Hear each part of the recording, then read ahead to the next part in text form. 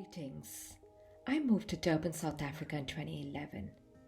I met Patience, this gorgeous Zulu woman, same age as me. Patience had just received her HIV diagnosis because of a rape. Now here's the thing. I had spent 22 years working with people with HIV in different parts of the world, and I'd moved now to South Africa to see if I could do something meaningful for the many women and girls who experience rape every single day. Patience was a woman of faith. We bonded instantly. I started asking Patience if she had a dream, if she would love to do something else that was not domestic work, which she'd been doing since she was a young girl. Patience couldn't think of anything, but she did introduce me to her 2 teenage children with the hope maybe that they could have their dreams, that they could have opportunities that she didn't. Now, the impact of COVID has been both minimal and devastating. Minimal because I'm living in safe Ireland. I live in a home that's secure. I could provide food and look after my family. I could carry on working from home. Devastating because I was now responsible for serving the most vulnerable in Asia.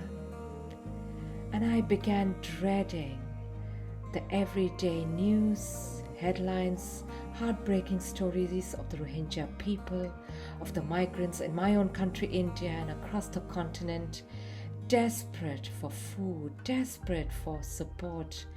No work, no money, walking every day to find some shelter. It became so hard that I started not wanting to open my phone, my laptop, did not want to look at food. I just wanted to keep my eyes shut. On the 2nd of April, I heard a strange sound on my phone. When I looked, I saw it was a notification on Facebook Messenger, an app that I don't use. And it was a message from Patience. After 5 years, I had a message from Patience. And Patience obviously had a smartphone. I was so excited. I looked at the message and saw that Patience was stuck in her home, which she could barely call a home, in a really harsh township in South Africa, without work, without food, under lockdown. I managed to get a few euros across to Patience so that she would not starve. Ping, another message. Patience, totally excited, telling me that she was going to invest that money in a sewing machine. She said she now had a dream to set up her own business, to become a tailor, to stop domestic work by December 2020. So in the midst of COVID and lockdown, Patience had a dream. This began a back and forth of exciting messages from Patience, emojis, jokes, prayers, messages and words of blessings, photos of her sewing machine and of the course that she'd enrolled herself in. Patience became my lifeline. From not wanting to open my eyes, here I was wanting to squint again and see what exciting news Patience had. If Patience could dream at the age of 50, how could I not? If Patience could imagine something good during a time of great tragedy, how could I not?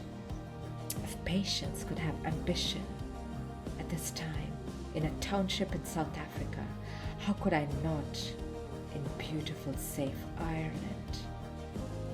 I went from not wanting to open my eyes to daring to squint, to see something good, beautiful, hopeful, in the midst of chaos and tragedy. This began a different experience for me. Yesterday, when I dared to squint again, I saw that I had beetroots to harvest, a bag full of ripe red raspberries to give away. Today, when I dared to squint again, I saw and read that 83 millionaires want to be taxed more, are asking to be taxed more. I wonder what God will show me when I dare to squint again tomorrow. I look forward to squinting. midst of the chaos to find that little big thing that'll keep me going